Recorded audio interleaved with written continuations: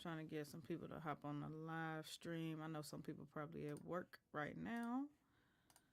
But this video is sponsored by Sweetwater and Lewitt Audio. I wanted to make sure that I actually use the Lewitt Audio equipment, which includes this microphone, as well as the Connect 6 audio interface to do this live stream. And it's sort of a demonstration or a demonstrational live stream, just so people can be able to hear the quality and see if it's something you want to pick up from Sweetwater. If so, I can drop a link in the description right now. Matter of fact, let me go ahead and do that.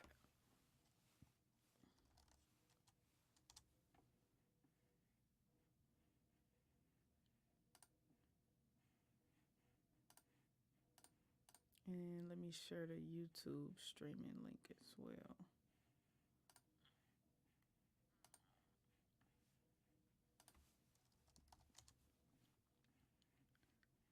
I know Instagram be taking a minute to notify people. Let me see. Is it showing that I'm live on YouTube? Okay, yeah. Got a few viewers on YouTube. If you out there, drop a comment. Let me know where you chiming in from. I'm just sharing this link right quick.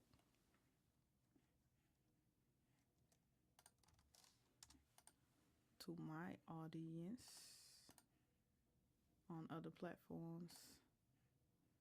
The audio quality is fire. Ooh, ooh, ooh. Thank you. Appreciate that. Going live to do an impromptu live impromptu. Yeah, I actually really like this mic by Lewitt Audio, and I'm struggling with whether or not I want to give it away or just keep it for stuff like this for my live streams. I think a giveaway would be dope. I know people love those, and I don't necessarily need it, but I really do like this quality.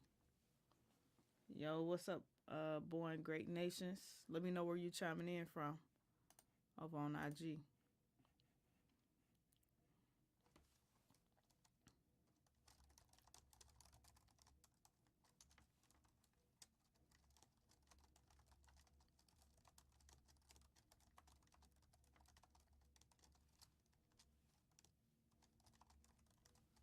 Lagos, Nigeria.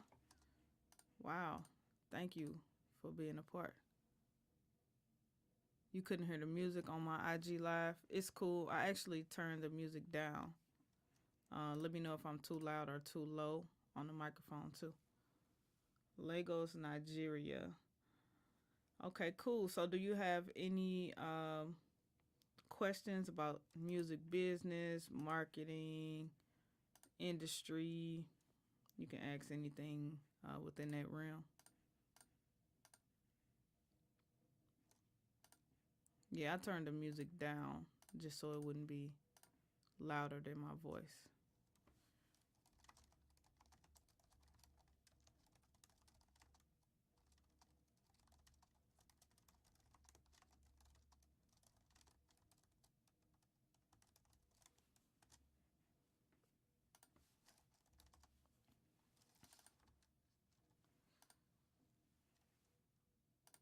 Let me make this post.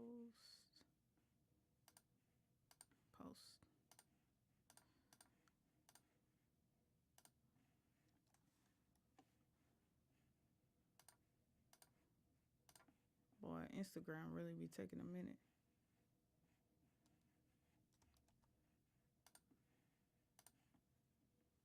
But it's cool. I upgraded my StreamYard account so that I can do more live streams. For one, if I'm an upcoming artist, where does the business start for me? Where does the business start for you? So I would say it kind of depends on your goals. I would definitely first register my artist name So get a fictitious name and an LLC if you can possibly set up in your state. You might have to also choose another state in some cases, depending on cost or budget that you may have. But it is important to make sure you register your artist name at least as a doing business as name, so that you can be able to receive checks under your artist name and legally do business under your artist name. Let's see. Yes, my question is about how to succeed as an independent artist. Okay, cool. Do you have any particular questions about how to succeed as an independent artist? I mean, it's definitely a lot of different steps and processes that can go into that. So my question would probably be, what's your starting point, or from where you are, what are you trying to do as an independent artist? A lot of people I ask also have different goals, so I think it's important to know like what you're trying to accomplish, because success looks different for different independent artists as well.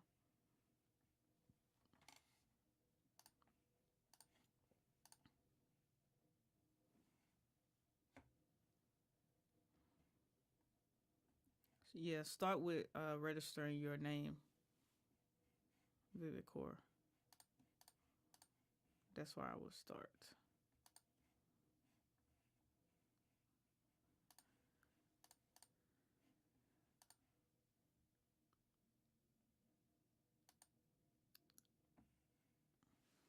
Let me see. Oh, that's dope. I can add a moderator on Instagram now too. Guess that's like a chat moderator. I gotta give people some time to hop on and consider the delays. Let me see, I'm about to add the music back on here. I don't care about the fame, I just want the money. Let's add this music back in.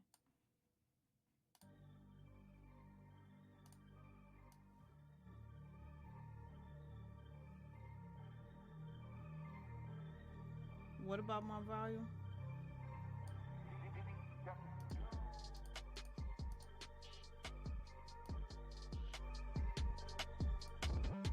Let me know where y'all chiming in from. My volume is low. Maybe it's low on IG. I'll move my phone. Can you hear me now? Yo, what's up, Mr. Z on IG? Let me know where y'all chiming in from, and also, what's up, Aryan Music on YouTube? Let me see. Oh yeah, definitely get a doing business as name. Aryan Music on YouTube. Thanks for chiming in. So I do have a video about whether or not to register with BMI, and it's a comparison video about the pros and cons of registering with ASCAP versus BMI. Both companies do have great things going. They both do actually serve the same purpose, but they operate differently. ASCAP pays out royalties more often than BMI does, but like I said, they both do the same thing. ASCAP does have more benefits for the members, as far as like additional discounts off of other products and services that are available to you. As far as BMI goes, like they're pretty much the service provider. Both companies, I believe, are nonprofits, and what they do is collect your performance royalties, which can be generated in a number of ways. I released an ebook called Royalty Collection Rundown, which I'll link to once the stream is over, but you can get it on my website at tarcearenee.com. But with the comparison video, I would highly recommend watching that, because I do go into the details of how you can benefit from both companies. Price wise, right now, your best bet is going to be to go with ASCAP. BMI did increase their prices for registration, and like I said, ASCAP does the same thing, but there are also more benefits for the members as well. So I would recommend ASCAP personally over BMI, but they serve the same purpose again.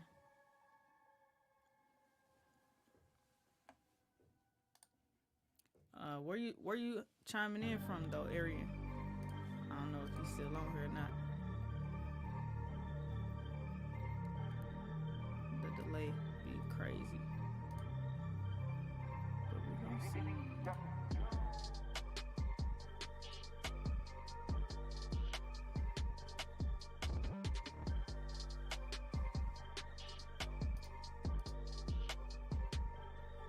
It's good to know the quality of this mic is good as well.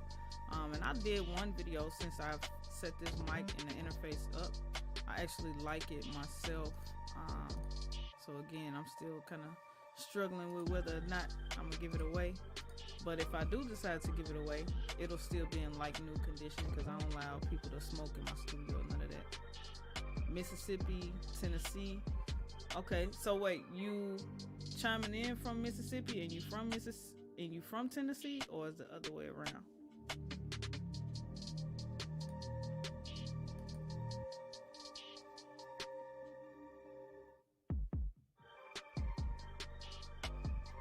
And earlier the question was asked, if you're an upcoming artist, where does the business start for you?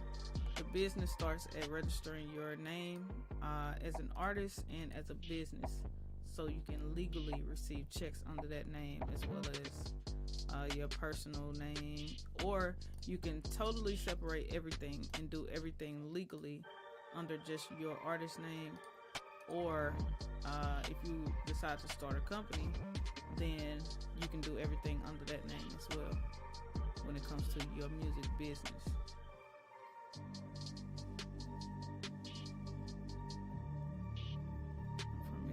And I lived in Memphis, Tennessee. Unfortunately, I'm back in Mississippi with moms. Hey, sometimes it be like that, but I'm grateful that I was able to do that at a point in my life when I needed it too. And then, like, the blessing in that is being able to turn around and help our mothers as well when they need it. So, that's, hey, if you had that opportunity, man, just build from where you are. Because everybody don't have a person to lean on like that.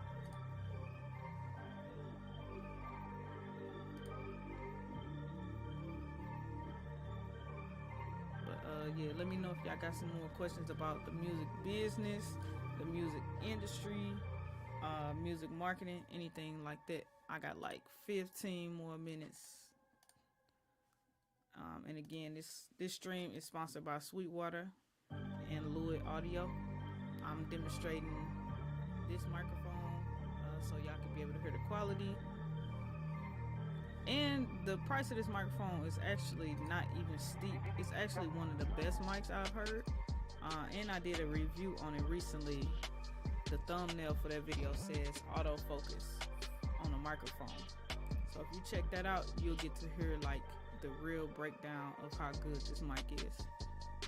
And you should be able to, hear the quality through this demonstration as well.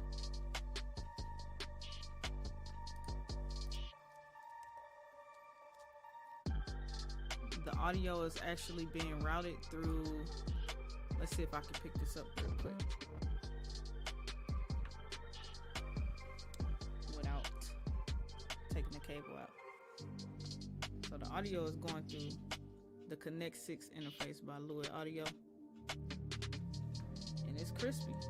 I love the software that came with it as well for easy control over everything. And it's a super simple, super portable setup if you on the go as well.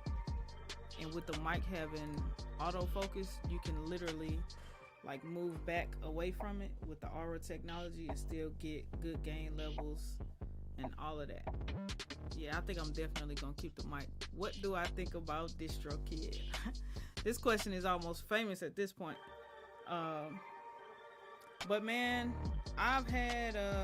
personally, I've had a bad experience with DistroKid, and this was way before Spotify and DistroKid start having the issues with the artificial streaming problems that they deal with today, which is not nice. I like the Rode NT1A. I heard nothing but good things about it. What's up, official EQ? Thanks for chiming in. Let me know where you hopping in from. But so I never had an issue like with artificial streaming or nothing like that with DistroKid, because I don't do it. And I'm not saying that or suggesting that people do it. What I am saying with the new DistroKid per se, and then just to go back a little bit, my issue was with customer service. I mean, I was pushing music through DistroKid, everything was fine, and then I realized my first album that I ever dropped was no longer live on the DSPs. And so I'm messaging support. I'm like, yo, like, what's up with this release? What's going on with it? And I'm never getting a human response. I'm never talking to anybody. I look up the address and it's literally an abandoned building. So at this point, I'm getting suspicious. I'm like, man, what the heck? Like, you know, everybody ranting and raving about this company, and I'm having a terrible experience with them. And so I don't recommend DistroKid. Like, it's the popular option. Okay, Sacktown in the building. Thanks for jumping on here. Let me know if you got questions about music business, industry stuff, or music marketing. You can chime in too. Or if you want to, you can hop over to my YouTube as well and chime in with the people that's over there too. But man, like, so my problem is that there is no human customer service unless they got human customer service now. The wheel of playlists is whack. A lot of people who get added to that playlist actually get their music taken down. And Spotify flags their music for artificial streaming. So I'm not sure if DistroKid is buffing the streams because they calling it an incentive for the people who are under DistroKid. But either way it goes, like whether people are on that playlist or not, people are still getting flagged left and right through Spotify and DistroKid, and I just rather stay away from it.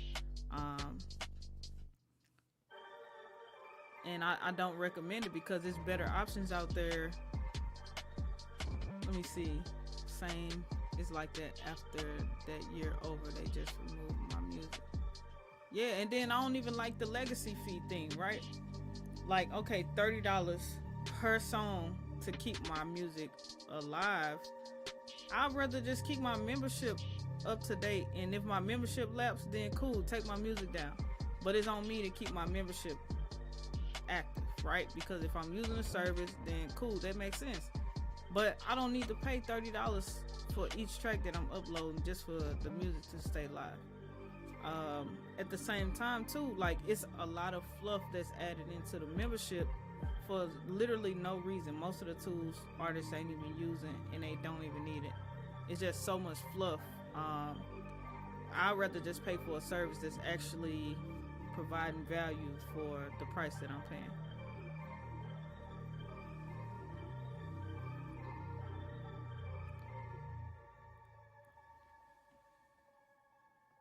It's crazy. But at the same time, like, the problem with, one of the other problems with DistroKid is that they just had a lot of money to pump into their marketing, so they became the most popular option.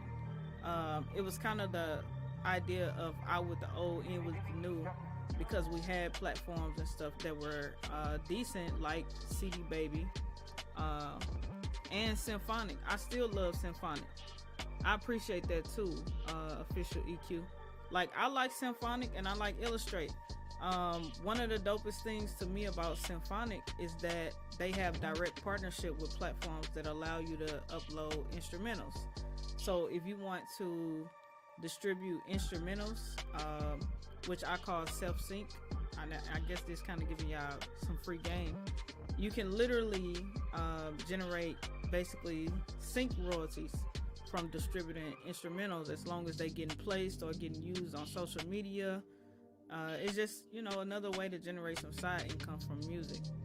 But a lot of DSPs are more strict on that nowadays, and a lot of music distributors, because a lot of people do upload like stuff that is barely a track, and they do artificial streaming on it to try to milk the system. And so I understand in a sense why Spotify decides to crack down on certain things like that, but I'm still not cool with like the Spotify payout or none of that. And I understand why distribution platforms are more strict on that as well, because they have to pay that stuff out after the music platforms pay it to them to pay the artists. So I understand like trying to get a hold on artificial streaming, but I think they need to find a better way to make their tracking more accurate, so that it's not basically them accusing everybody left and right. I've seen people literally get flagged for artificial streaming, and it was literally one listen on the song. It's like, come on now, like that don't even make no sense. Or like less than 1,000. If somebody gonna buy something, then they need to most definitely do more than that. Because if my music gonna get flagged, then I need to do better than one artificial stream. So the way that they flag and stuff just don't even make no sense. And I think that it's because they have bots in place to try to detect this stuff, when they honestly probably should just hire a bunch of people to do real reviews and see like, where the traffic is coming from and all of those things to pinpoint it properly.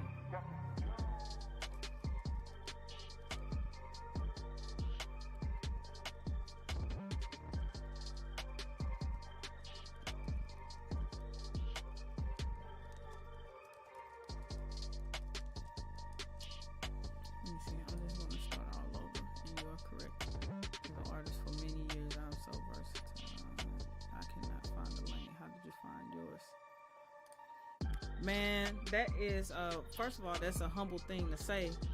Aryan Music says, I'm just going to start all over, and you are correct.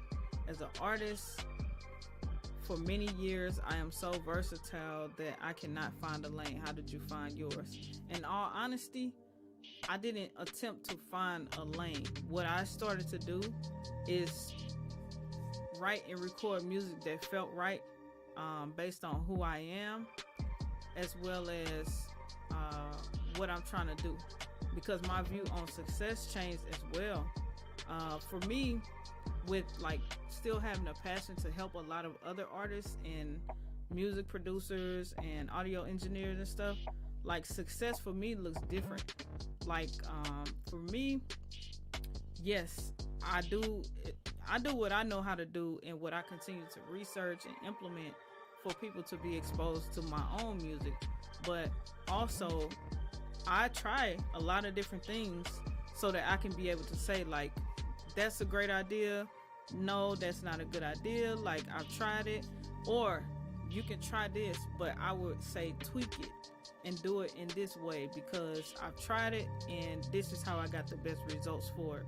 And then when it comes to just artistry overall and finding a lane, you will find comfort in literally doing things that feel right for you, and that will become your lane. Like, you create your own lane. So don't try to find a lane to drive within per se. Create your own lane by writing and recording music that feels right to you based on who you are, and just your history, your background, and all of those things.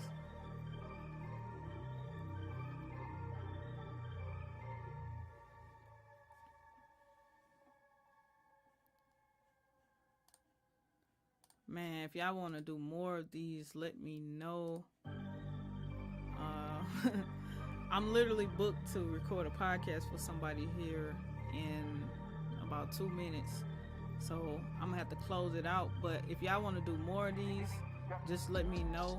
I'm gonna be dropping some links in the comments about this microphone and the interface that I'm going through, because it's all cost sufficient.